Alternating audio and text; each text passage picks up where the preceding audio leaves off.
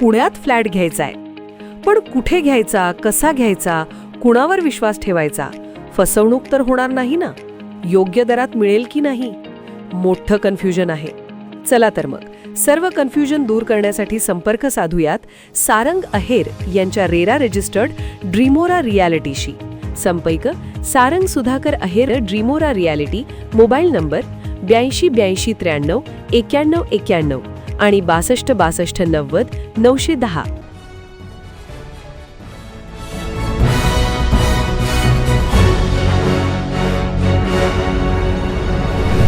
आपण पाहत आहात BCCN न्यूज.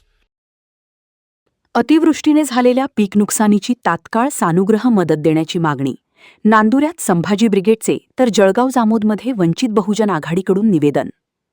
बुलढाणा जिल्ह्यात 29 जुलै ते 31 जुलै दरम्यान झालेल्या अतिवृष्टीमुळे जिल्ह्यातील 1,13,439 शेतकऱ्यांच्या 1,01,934 हेक्टरवरील पिकांचे मोठ्या प्रमाणात नुकसान झाले आहे.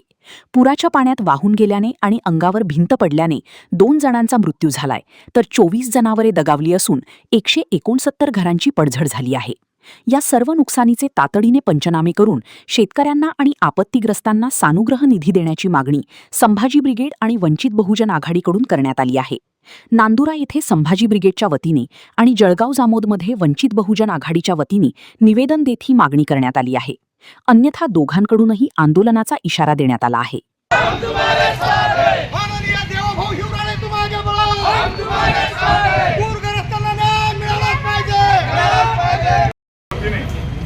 मागील 20 तारखेला ज्या मोठ्या प्रमाणात पाऊस झाला आणि त्यांना शेतकऱ्याचं नदीकाठच्या लोकांचं जे काही नुकसान झालं त्या संदर्भात आम्ही आज निवेदन दाखल केलं.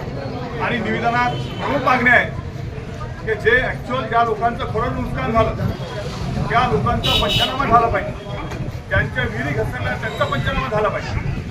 विशेष करून काही लोकांच्या शेतात अजूनही पाणी अटकलेलं आहे, पडलेलं आहे, त्याचा पंचनामा झाला पाहिजे. आणि हे सर्व पारदर्शक झालं पाहिजे.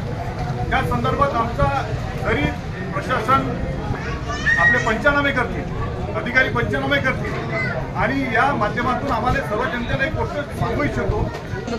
जी 31 तारखेला ढगफुटी झालेली आहे, अतिवृष्टी झालेली आहे, त्या बाऱ्यात आपण आज संभाजी ब्रिगेडच्या वतीने आज संपूर्ण तालुक्यात 112 गावामध्ये जे ढगफुटी झालेली आहे, कुणाचे ढोरं वाहून गेलेले आहेत, एक शेतकरी पाण्यामध्ये वाहून गेल्यामुळे मरण पावलेले आहे आणि जे सोयाबीन, तूर, उडीद, मूग जे नुकसान झालेलं आहे सरसकट सगळ्या शेतमालाचं जे नुकसान झालेलं आहे 112 गावामध्ये ढगफुटी झालेली असून संपूर्ण तालुक्याला सरसकट हेक्टरी 50,000 रुपये मिळण्यात यावे याकरता आपण आज संभाजी ब्रिगेडच्या वतीने तालुका तहसीलदार यांच्यामार्फत जिल्हाधिकारी यांना निवेदन दिलेलं आहे. तर लवकरात लवकर शेतकऱ्यांना मदत मिळावी अशी संभाजी ब्रिगेडची मागणी आहे.